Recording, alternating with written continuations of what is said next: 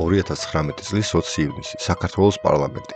Парламентის თავმჯდომარის სავარძელში ზის რუსეთის სახელმწიფო დუმის депутаты Сергей Гавриловი. Выразить надежду, что наше сегодняшнее заседание послужит усилению роли парламента Грузии в нашей ассамблее и укреплению грузинского парламента и его международного престижа как страны, принимающей столь важные международные мероприятия. ადამიანი, რომელიც მხარს უჭერდა აფხაზეთისა და ცხინვალის რეგიონის ეგრეთ წოდებული დამოუკიდებლობის აღიარებას.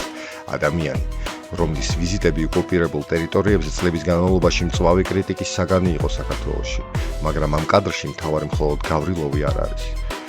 მთავარი კითხვა, როგორ აღმოჩნდა ეს იქ, ვინ მისცა ამის უფლება, ვინ იყო იმ დროს საქართველოს პარლამენტის თავმჯდომარე, ვინ იყო პასუხისმგებელი პარლამენტზე. პარლამენტის თავმჯდომარე ირაკლი კობახიძე. ეს არ იყო უბრალოდ უხერხული კადრი. ეს იყო კადრი, რომელმაც ათასობით ადამიანი ქუჩაში გამოიყვანა. ადამიანები აპროტესტებდნენ არა მხოლოდ გავრილოვს, არამედ იმას, რომ რუსი პოლიტიკოსი საქართველოს პარლამენტის თავმჯდომარის სავარძელში აღმოჩნდა. სავარძელში, რომელიც საქართველოს პარლამენტის თავმჯდომარეს ეკუთვნის. რამდენიმე საათში რუსთაველის გამზირი ხალხით გაივსო. შემდეგ კი დაიწყო ის, რასაც დღეს გავრილოვის ღამის უწოდებთ. რეზინის ტყვიები, სისხლი, დაჭრილი ადამიანები. დაზიანებული თვალები, სპეცრაზმი, დევნა, სროლა, ქუჩებში გაშლილი ნადირობა მოქალაქეები. ხედავთ, რომ დაძაბულია საკმაოდ ვითარება პარლამენტის მიმდებარე ტერიტორიაზე, ადგილზე მიმდინარე აქციის. მოუწოდეთ ერთ მნიშვნელოვნად დაემორჩილონ პოლიციის მოთხოვნას. რაც აქ ხდება, ამას ქვია სახელმწიფო ინსტიტუტების შტურმი. სხვა ყველაფერს რო შევალ მე რეგეთ. რაც ხდებოდა პარლამენტში, ბატონო მადლობა. სახელმწიფო უწყების წინააღმდეგ მიმდინარე შტურმი ასე შეაფასა შინაგან საქმეთა მინისტრმა პარლამენტთან განვითარებული მოვლენებით. მაგრამ თუ ამ ყველაფერს დასაწყისი ჰქონდა, ვინ დაიწყო? გავრილოვმა? თუ ადამიანებმა, რომლებმაც ის პარლამენტის თავმჯდომარის სავარძელში დასვეს, ან იქნებ ადამიანებმა, რომელთა პასუხისგებლობაში პარლამენტი შედიოდა. მეორე დღეს საზოგადოება ამ მოვლენებს ტელევიზიით უყურებდა და აქ კიდევ ერთი კითხვა ჩნდება. რა აჩვენეს მაყურებელს, ან რა არ აჩვენეს?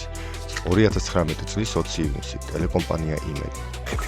სამწუხაროდ გულწრფელი პროტესტი ნაციონალურმა მოძრაობამ და მისმა განაყოფმა პარტიამ მიიტაცა, თუმცა პასუხისმგებლობას იმ ღამეზე მაინც არ იღებს. არადა სწორედ მისმა ლიდერებმა დაგეგმეს დიდი პროვოკაცია, რომელმაც სახელმწიფო უმართავი პროცესების პირისპირ დააყენა. ის რომ გავრილოვი ამ ქვეყანაში საერთოდ არ უნდა ჩამოსულიყო, ამაზე ყველავ თანხმდებით. თავმჯდომარის სკამში რომ ჩაჯდა და ეს ცინიზმი იყო, ამაზეც თანხმდებით და ქუჩაში რომ უნდა გამოსულიყავით, ამაზეც არ ვდავართ. არც იმაზე ვკამათობთ, რომ გავრილოვის წყალობით ნაციონალური ხელისუფლების დამხობას და სადავების ხელში ჩაგდევას შეეცადნენ. სწორედ ნაციონალური მოძრაობა. სწორედ ეს იყო ეგრეთ წოდებული პროდასავლერების პრორუსული დღის წესრიგი. თამარ გოგესაშვილი აგრძელებს თემას. რეპორტაჟში ამბობენ, რომ დაშავდა დაახლოებით 200 ადამიანი, მაგრამ განსაკუთრებით ხაზს უსვამენ, რომ მათ შორის იყო 73 პოლიციელი და 40-მდე ჟურნალისტი. მაყურებელი ხედავს დაშავებულ პოლიციელებს, ისმენს მათ ისტორიებს, მაგრამ სად არიან ის ადამიანები, რომლებმაც თვალი დაკარგეს? სად არის სისხლიანის სახეები, სად არის კიბეებზე დაგორებული ხალხი? სად არის კადრები, სადაც პოლიცია დამიზნებით ესვრის დემონსტრანტებს? 20-21 ივნისის ღამეს აქციაზე ჯამში 270-მდე ადამიანი დაშავდა. მათ შორის 73 პოლიციელი და 40-მდე ჟურნალისტი. უმრავლესობას დღემდე არ აქვს დაზარალებული სტატუსი. ნაწილი სტრასბურგში ჩივის სახელმწიფოს წინააღმდეგ. სად არის კადრები, რომლებმაც მთელი ქვეყანა შეძრა? იმავე დღეს ხელისუფლების წარმომადგენლები უკვე სხვა განმარტებას გვთავაზობენ. გავრილოვის ჩამოსვლა? კი, შეცდომა. მაგრამ მთავარი პრობლემა თითქოს არა გავრილოვი, არა პარლამენტის თავმჯდომარის სავარძელი, არა გადაწყვეტილება, რომელმაც ათასობით ადამიანი ქუჩაში გამოიყვანა, არამედ პროვოკაცია, ნაციონალური მოძრაობის პროვოკაცია. თუ მთავარი პრობლემა პროვოკაცია იყო, მაშინ რატომ გადადგა პარლამენტის თავმჯდომარე? თუ ყველაფერი ოპოზიციის გეგმა იყო, მაშინ რატომ აღიარეს, რომ გავრილოვის ჩამოსვლა შეცდომა იყო? თუ შეცდომა იყო, მაშინ ვინ დაუშვა ეს შეცდომა? და თუ სწორედ ამ შეცდომამ გამოიყვანა ხალხი ქუჩაში, მაშინ ვინ დაიწყო ყველაფერი? ამ ღამეს პოლიტიკოსები არ დაშავებულან. ამ ღამეს ერთმანეთის პირისპირ აღმოჩნდნენ პროვოკატორები, მშვიდობიანი მოქალაქეები და სახელმწიფო. შედეგი, რომელიც ქაოსს მოჰყვა, ყველასთვის მძიმეა. მძიმედ დაშავდნენ პოლიციელები, ისინი მომიტინგეთა აგრესიული ნაწილის სამიზნე გახდნენ. ერთი ნივთი მიისროლეს ფიზიკურად 13-მა ძალადობაში ბრალდებულმა კი აღიარა დანაშაული. დანაშაული, რომლის დროსაც 270-მდე ადამიანი დაშავდა, მათ შორის 73 პოლიციელი. ეს უკვე 2019 წლის 1 ივლისია. მოვლენებიდან სულ მხოლოდ რამდენიმე დღეა გასული. ადგილი ჰქონდა პარლამენტში შეჭრის ცდელობას. რაც არის თავისთავად ხელისუფლების გადატრიალების ცდელობა და ბუნებრივია ამაზე პასუხი უნდა იყოს ფისტი, თუმცა რაც შეეხება ზოგადად სამართალდამცავი ორგანოების პასუხს, ეს პასუხი იყო ბუნებრივია უალტერნატივო, ანუ იმ შეჭრის ცდელობას ბუნებრივია ჭირდებოდა პასუხი. იმაზე გიორგი გახარია თავადაც გააშკარა საკუთარი პოზიცია და ასევე გუნდმა გააშკარა საკუთარი პოზიცია. ჩვენი საერთო პოზიცია არის, რომ გიორგი გახარია არ უნდა გადადგეს და ბუნებრივია მე ამას ვერაფერს დავამატებ. მაგალითად იგივე რაც ხდებოდა 20 ივნისს, ამასთან დაკავშირებით ჩვენ გაგვიშთა ბუნებრივია ჩვენი კითხვის ნიშნები. ოპერაცია იყო აბსოლუტურად გაუგებრად დაგეგმილი. გახარიას მხრიდან დაშლის ოპერაციას. დაშლის ოპერაცია, რამაც სამოლოო ჯამში სამწუხაროდ ძიმე შედეგებამდე მიგვიყვანა. ირაკლი კობახიძე უკვე აღარ არის პარლამენტის თავმჯდომარე, მაგრამ ის კვლავ ხელისუფლების ერთ-ერთი მთავარი ლიდერია და რას ამბობს? განაგმობს მომხდარს, განამოითხოვს პასუხისგებლობას, განაამბობს, რომ მოქალაქეების წინააღმდეგ ძალადობა მოხდა. არა, ის ხელისუფლების მოქმედებას ამართლებს. ის იცავს იმ გადაწყვეტილებებს, რომლებიც ქვეყანა ამ კრიზისამდე მიიყვანა. ფისტი, თუმცა რაც შეეხება ზოგადად სამართალდამცავი ორგანოების პასუხს, ეს პასუხი იყო ბუნებრივია უალტერნატივო, ანუ იმ შეჭრის ცდელობას ბუნებრივია ჭირდებოდა პასუხი. იმაზე გიორგი გახარია თავადაც გააშკარა საკუთარი პოზიცია და ასევე გუნდმა გააშკარა საკუთარი პოზიცია.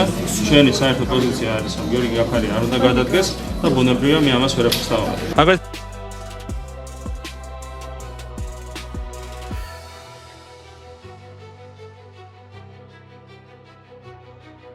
თუ 20 ივნის დანაშაული მოხდა, რატომ იცავდა ამას ქართული ოცნება? თუ ძალადობა მეუღებელი იყო, რატომ ამართლებდნენ მას?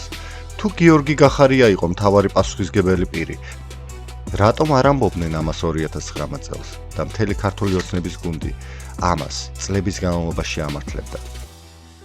და მაშინ ცოტა ძნელი წარმოსადგენი იყო, თუ ესეთ პროვოკაციას დაგეგმავდა, გაბედავდა იმ ფონზე, როდესაც გაცილებით ოდიოზური ფიგურები რუსეთის დუმაში კოვალიოვი და სლუცკი 2016-ში ჩამოსულები იყვნენ აქ დაახლოებით მსგავსი ფორმატის ფარგლებში და მაშინ ჩვენს ოპონენტებს ეს არ გაუპროტესტებიათ. პირიქით, 2019 წლის 3 სექტემბერს გიორგი გახარია პრემიერ-მინისტრი გახდა.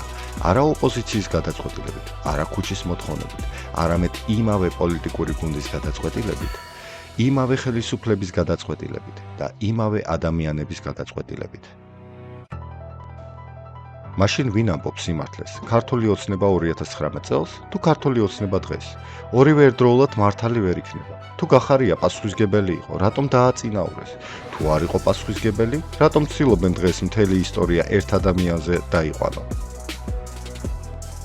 შინაგან საქმეთა მინისტრი მან ღირსეულად დაიმსახურა ამ პოსტზე მისი წარდგენა. გიორგი გახარია პარლამენტში ახალ მინისტრთა კაბინეტს წარადგენს. გავიდა 7 წელი. გიორგი გახარია აღარ არის ქართულ ოცნებაში ის ოპოზიციაშია. ირაკლი ღარიბაშვილი აღარ არის ხელისუფლების პირველი პირი. ის ისევე კორუფციის ბრალდებით მოხსნეს და შემდეგ დააპატიმრეს. გუნდის სხვა გავლენიანი ფიგურებიც პოლიტიკურად დასუსტდნენ, წავიდნენ ან სხვა პრობლემების წინაშე აღმოჩნდნენ. სასამართლოს განჩინების საფუძველზე დაკავებულია საქართველოს თავდაცვის ყოფილი მინისტრი ჯუანშერ ბურჭულაძე. ბოლო პერიოდში კი საზოგადოებამ ნახა, როგორ დაიწყო საქმეები ყოფილი მაღალჩინოსნების, მინისტრების და ხელისუფლებასთან დაკავშირებული გავლენიანი პირების წინააღმდეგ. ერთ-ერთ ვერსიაში ამას კორუფციასთან ბრძოლა ჰქვია, მაგრამ მეორე კითხვა მაინც ჩდება: რატომ ახლა? რატომ არა იმ დროს, როდესაც ეს პრობლემები აქტუალური იყო? ეს გუნდი ამ ქვეყანას წლების განმავლობაში მართავს. და რატომ ემთხვევა ეს ყველაფერი იმ პერიოდს, როდესაც ძველი გავლენიანი ჯგუფები ერთმანეთს უპირისპირდებიან? და აქ კიდევ ერთი კითხვა ჩნდება. თუ პასუხისმგებელი მხოლოდ გახარია იყო, მაშინ სად იყვნენ დანარჩენები? ვინ იცავდა მას? ვინ ამართლებდა მის გადაწყვეტილებებს და ვინ დანიშნა ის პრემიერ-მინისტრად? ვინ აძლევდა მას სრულ პოლიტიკურ მხარდაჭერას? რატომ არ მოითხოვეს პასუხი მაშინ და რატომ ახსენდება პასუხისმგებლობა მხოლოდ ახლა? პოლიტიკაში, როგორც სპორტში, საბოლოოდ სიტყვები კი არა, შედეგი რჩება. როცა თამაში მთავრდება, უკვე ჩანს, ვინ რა დაკარგა და ვინ რა მიიღო. როდესაც 7 წლის შემდეგ უკან ვიყურებით. ერთი კითხვა ჩნდება: ვინ დაკარგა ძალაუფლება, ვინ ჩამოშორდა პოლიტიკას, ვინ აღმოჩნდა გვერდზე გაწეული და ვინ დარჩა ყველაზე ძლიერი?